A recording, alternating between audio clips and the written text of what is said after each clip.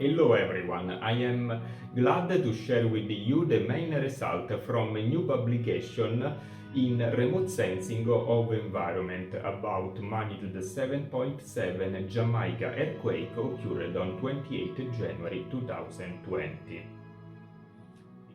In this paper we investigate lithosphere, atmosphere, ionosphere anomalies.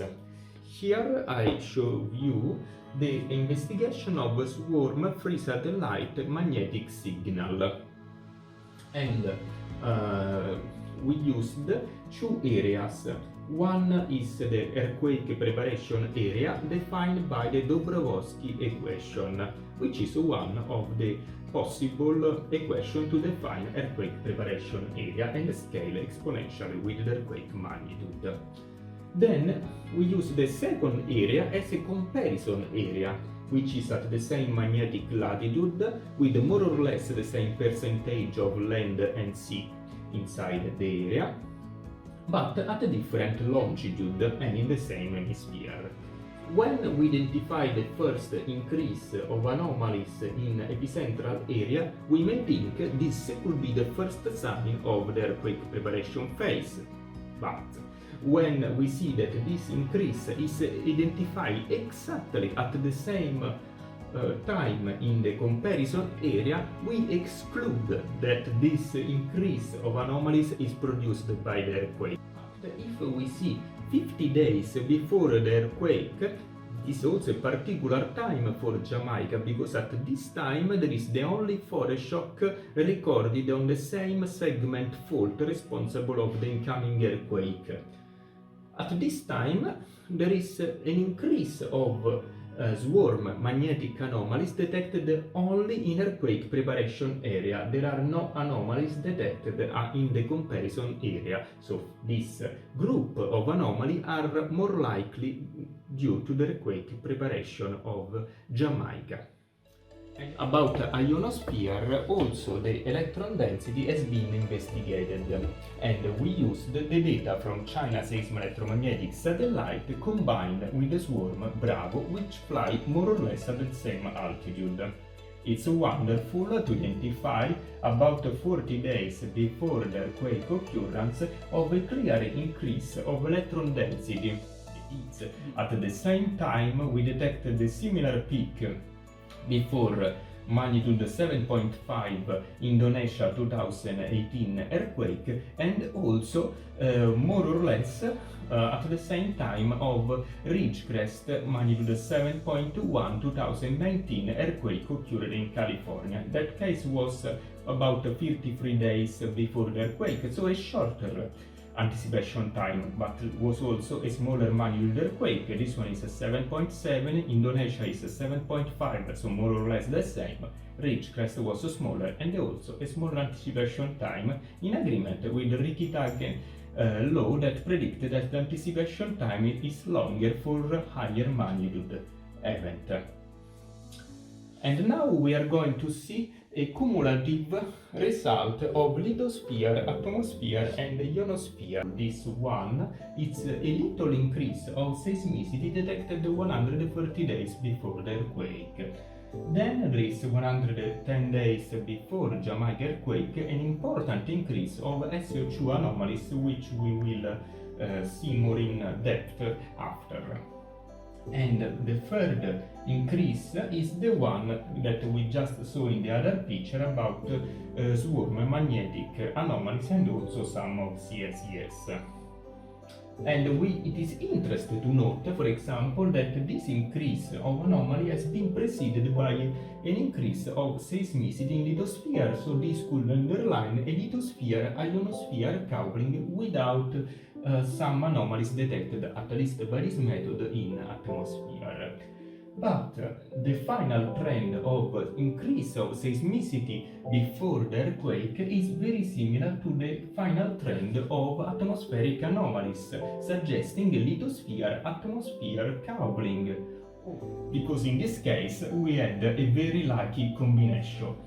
China seismo-electromagnetic satellite at the time of earthquake occurrence was flying at the longitude of the earthquakes, and 10 minutes after was flying exactly above the epicenter. 7 seconds before Jamaica earthquake occurrence, electric field detector on board the CICS detected this very interesting M-shaped signal. It's possible to see that a similar signal is detected in Swarm Bravo in 50 Hz magnetic data, and there is a good correlation between the two data.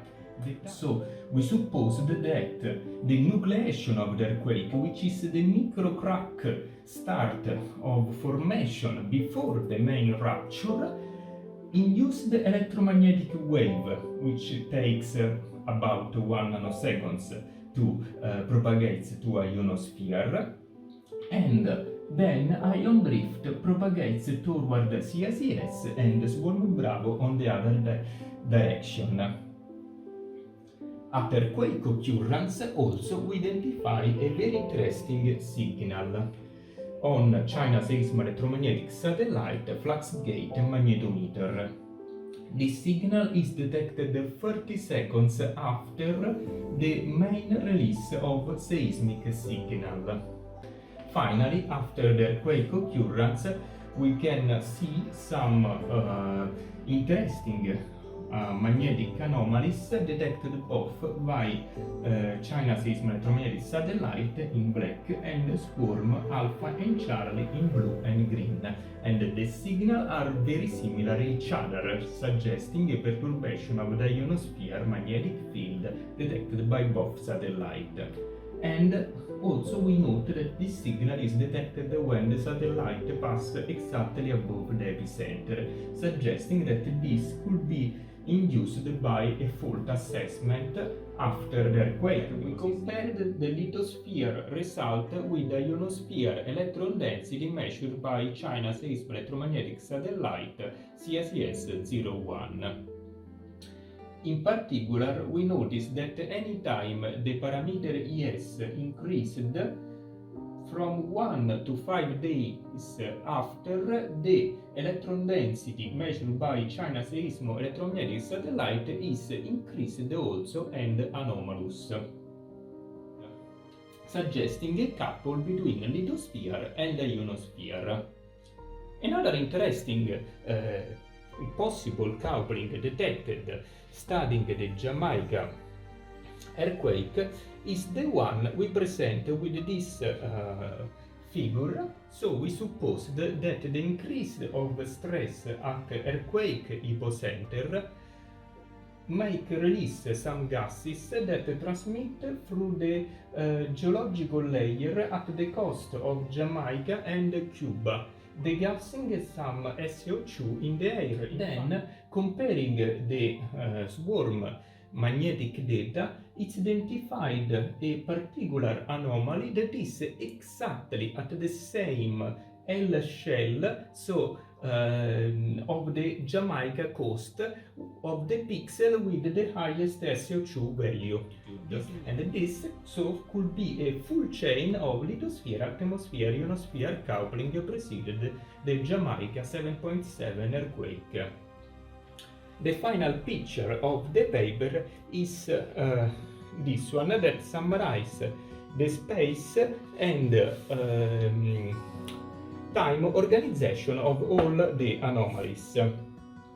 So we can see that the space organization is not casual of these anomalies, further supporting the concept that probably they could be related to the preparation phase of this larger quake, or at least someone.